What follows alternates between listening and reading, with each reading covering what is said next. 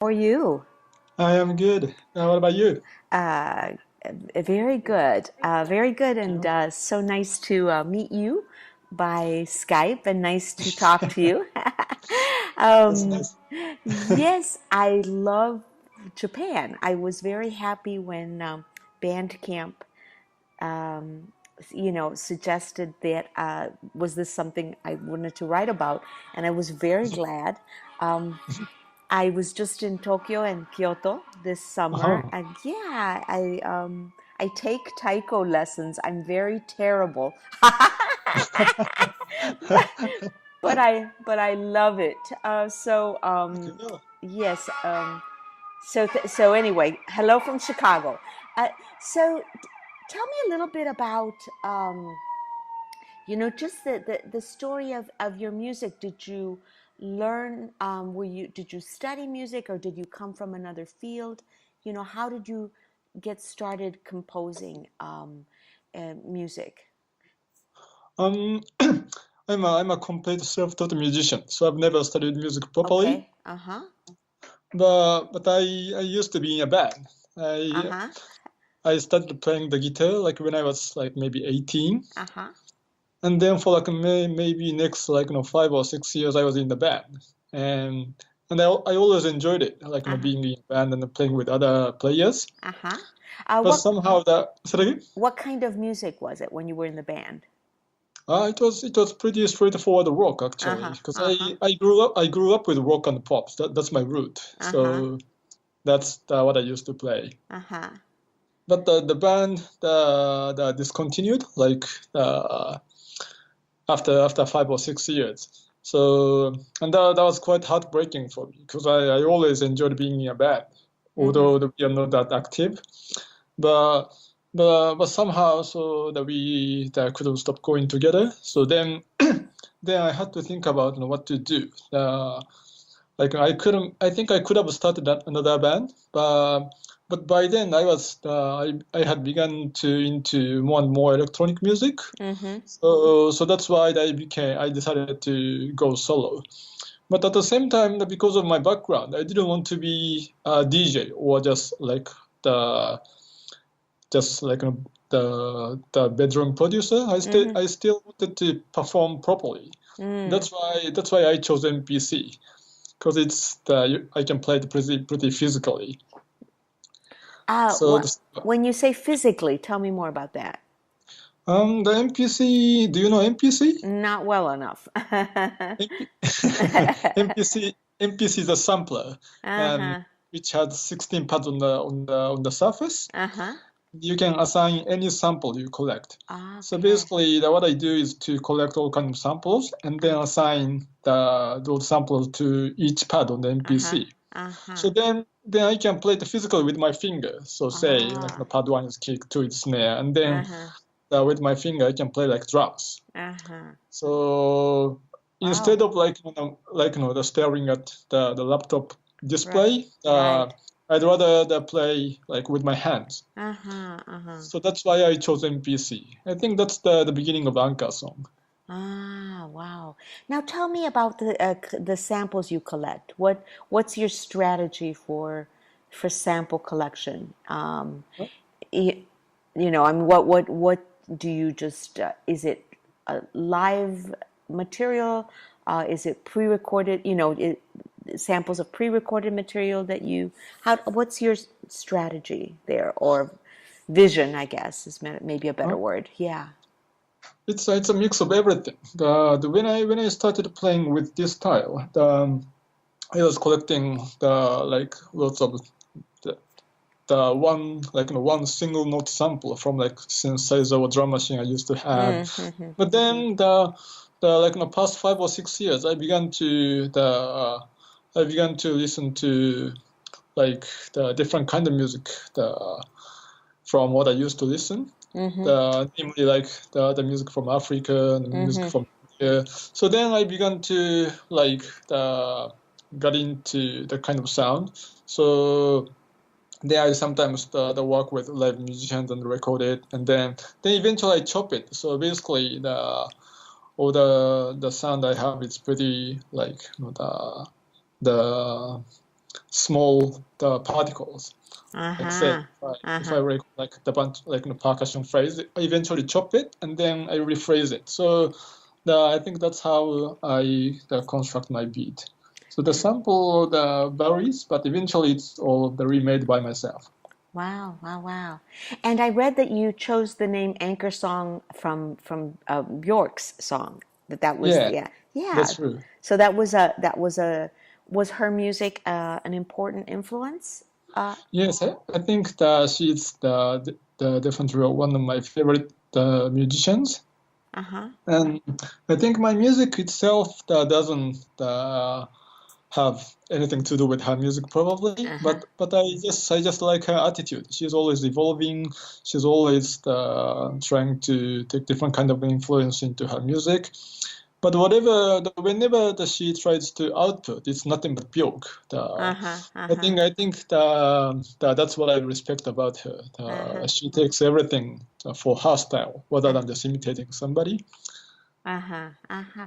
Now, when you talk, tell me a little bit more about what part of Tokyo did you grow up in? And to what extent does a Japanese perspective, if you will, if does it at all? Because you're mentioning pop and Bjork and rock, and is there anything from Japan that I'm sure there is, but that is a foundation or a context for your music, or how you create it, or yeah. Um, I think if my music reflects any my Japanese aspect, Uh-huh. I think it's the attitude towards like the different kind of music because I was familiar with like the music from like America or Europe, but everything was coming from the foreign countries. Mm-hmm, mm-hmm, So the for me like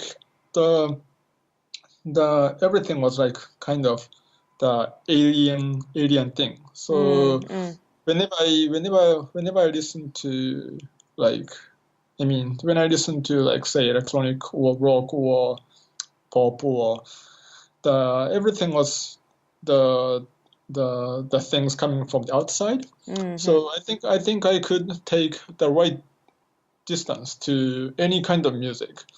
Mm, So I think that attitude allowed me to take anything I found interesting, mm, and then but still not to lean it too much.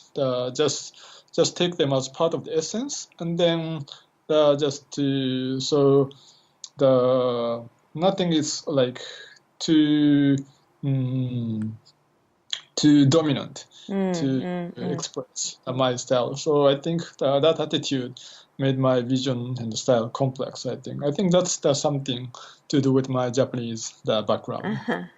And everything is done so carefully.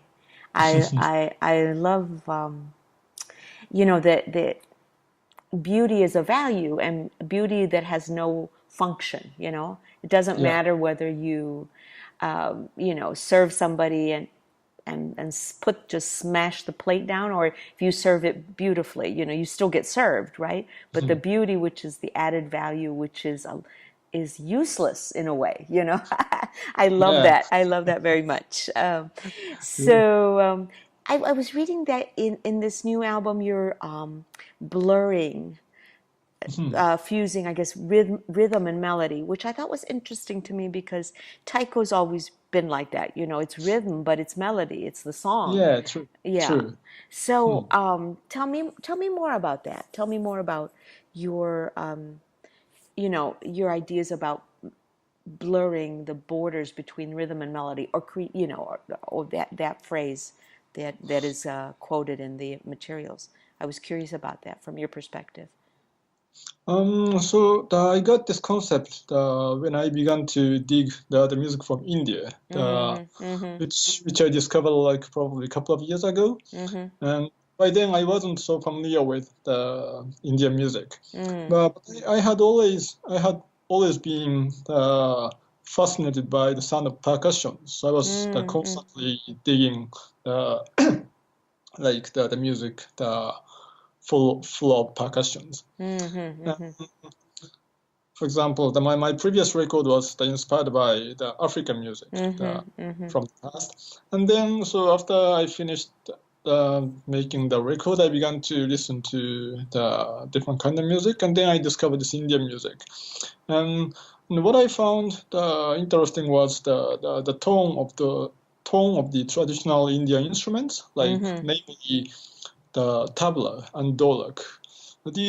These are the percussions, but still it's a tunable. So tabla, that you can play the melodies by tuning each tabla, and I think that aspect is quite unique to Indian music. The African percussion doesn't have like a different kind of nature. But I found really interesting about that aspect of Indian the percussions.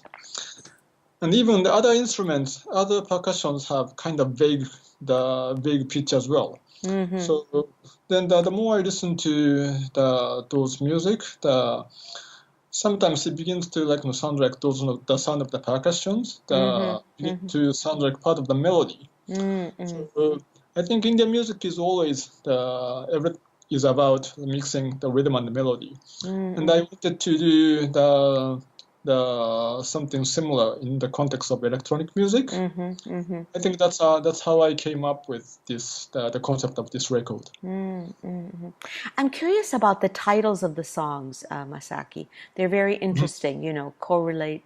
I'm looking at them now. Resistance, Ancestors. My favorite is Foreign River, by the way. I want to know more about that. But, does a name come after the music? You know what I'm saying? Or do you create the song with the name in your mind? I'm curious. The title, or the... the title always come after the completion of the song. And I don't think about it too much. As soon as I finish the track, it pretty much comes automatically and naturally. So yeah, if I was asked any specific the background about the tracks, actually there's not. It's just comes to me whenever I finish a track. Yeah. Now, when Foreign River is I just love that. It's one of my favorites on the album. I'm curious then. So, how do you know? Just your composition process. Do you have the samples but there's also instrumentation on these pieces, if I remember correctly. So do you have an idea, in your, I want to work off of this and this and this, and then you put it together, and then you just okay, that's done, and you move to the next one? How do you create each individual song? Do you know, am I making sense? How does that happen? I think my approach is always doing things one by one.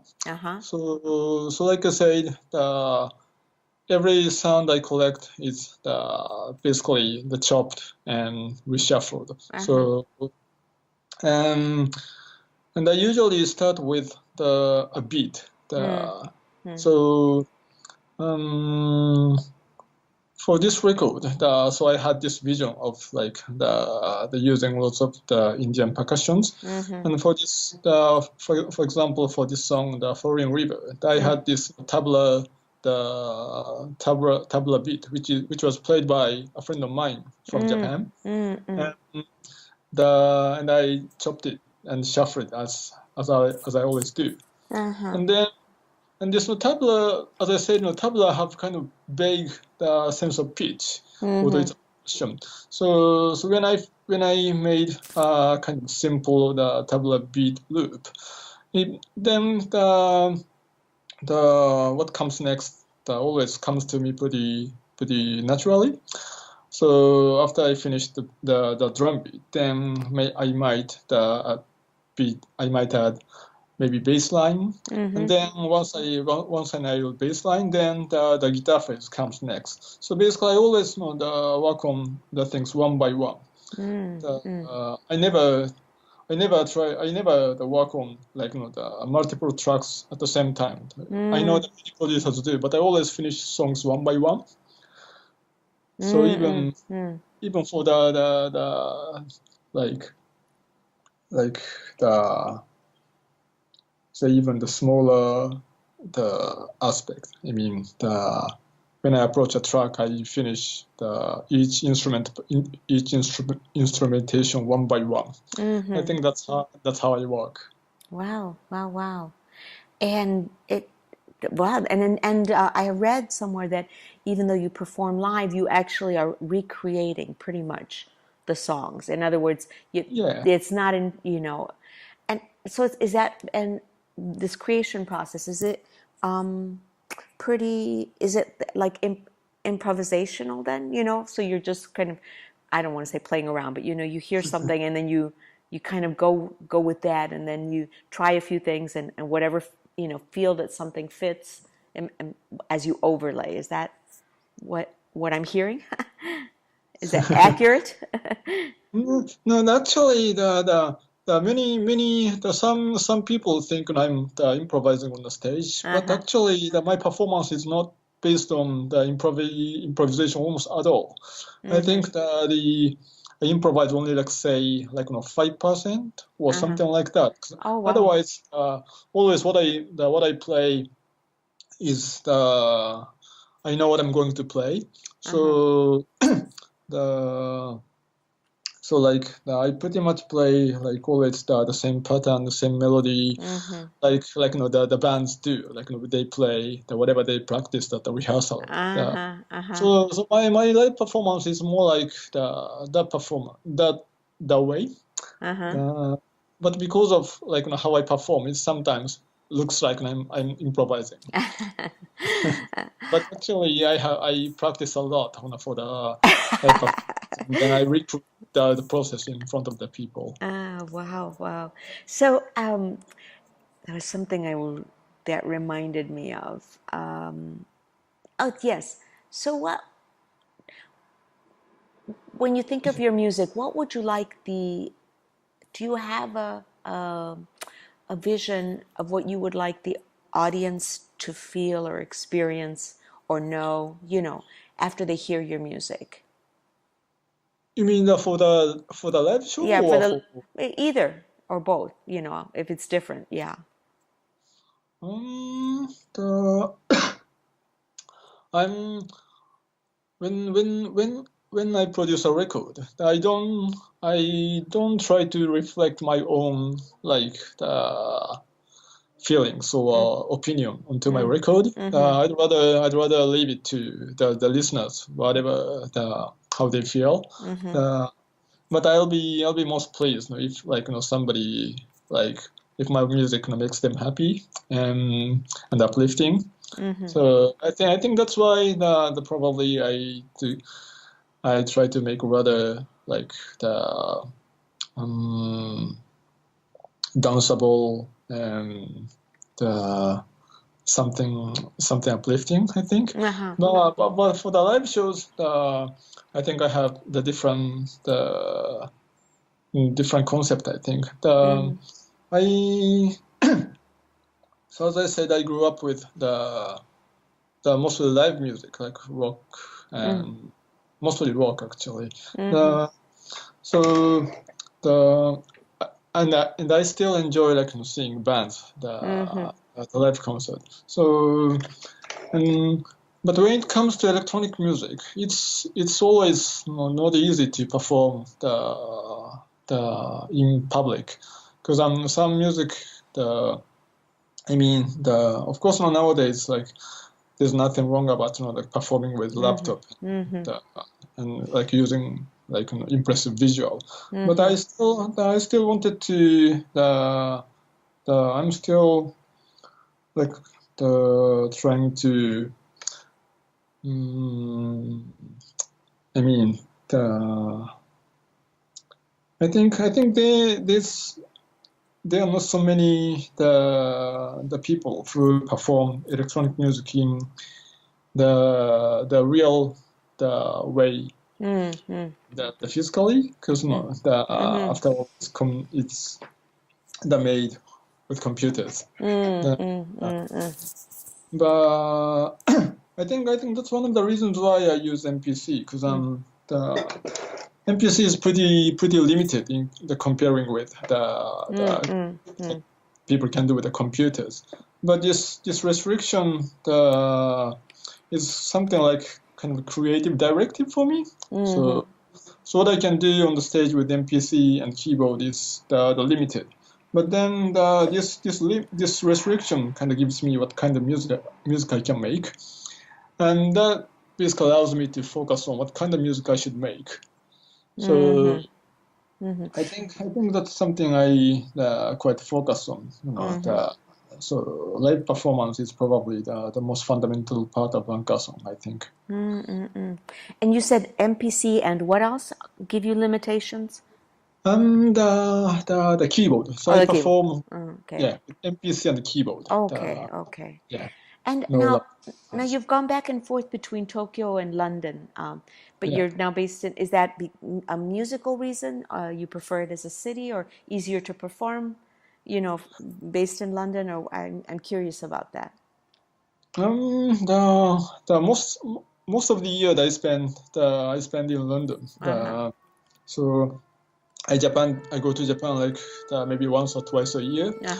And although I do love Japan sincerely,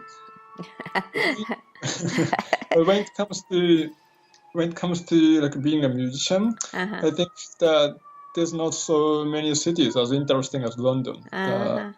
It's so diverse, and it's so I think the most important part is diversity. The people listen to all kind of music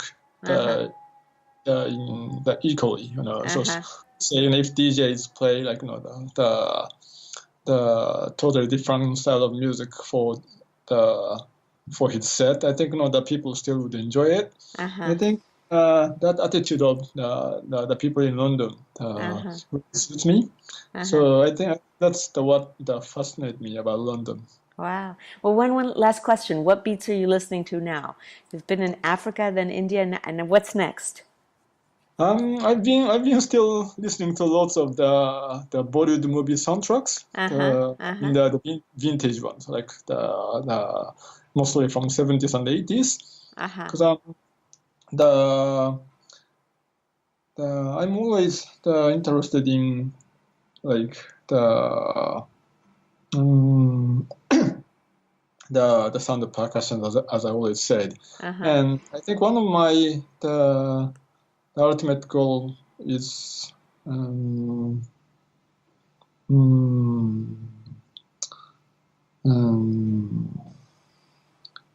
mean as I said, for this record, I tried to combine the rhythm and melody, but I know the I still have a long way to go. And I kind of feel this is really something maybe I can develop for the rest of my life, because there's no definite answer. Like maybe something Steve Reich did, or like I think some the similar aspect about his music. But I definitely think this Indian music is have the very unique aspect about which is very unique for their music, like combining with rhythm and melody, like merging into one. In that sense, this Indian music still fascinates me a lot, so I'm still digging it. So, but if I talk about if I talk about my next record, probably I want to make something. It's even the less like more vague. I mean, abstract, maybe. Yeah, but not musically. What I'm saying is the music which you cannot tell what kind of music I was inspired. For example, this record is pretty much obviously inspired by Indian Bollywood music. But ultimately, I think I want to make music that the really like no specific background. I mean, Mm-hmm. that Mm-hmm. some of the element is from Africa, some of the element from Japan, some of them Southeast Asia. So in that sense, like real borderless music. Uh-huh. I think Uh-huh. that's something I want to make in I mean one day. Uh-huh. So so in that sense, I think this record is just another step Uh-huh. towards. So I'm Yeah. still always looking for new inspiration. But ultimately, that's the music I want to make one day, I think. Ah, music for global citizens. Yeah, exactly. Yeah, yeah, One very last music, question. I'm sorry. music of nowhere, probably. Music of nowhere. Yeah.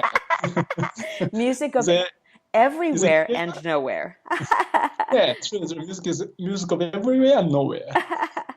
um, one rock group that influenced you when you were in that band, for the 6 years, and what were some of your favorite rock bands, or one favorite rock band at the time, or that might Um, have been an influence, would you say? well, um, I grew up with I mean, my first love was probably the bands like Nirvana and Uh-huh, the uh-huh.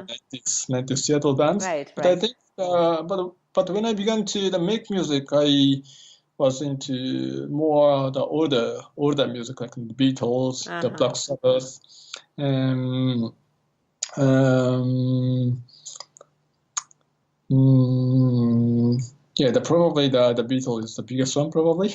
Uh-huh. Interesting. And it's What's your so the what's your favorite Beatles song? I'm curious. um, it's a very difficult question. But maybe tomorrow never knows Interesting. from Okay. from Revolver. Yeah. Wow. Oh, well, wonderful, Masaki. Thank you so much for your time. I took a little Thank you bit so more much. than I had said I would, so thank you for giving me a little extra time. And Thanks. I look forward to your music from the future music from everywhere and nowhere. Yeah. Thank you. ありが Have とうございま fun した。time. ありがとうございました。Take care. Bye bye. You too. Bye bye. Thank you. Thank you.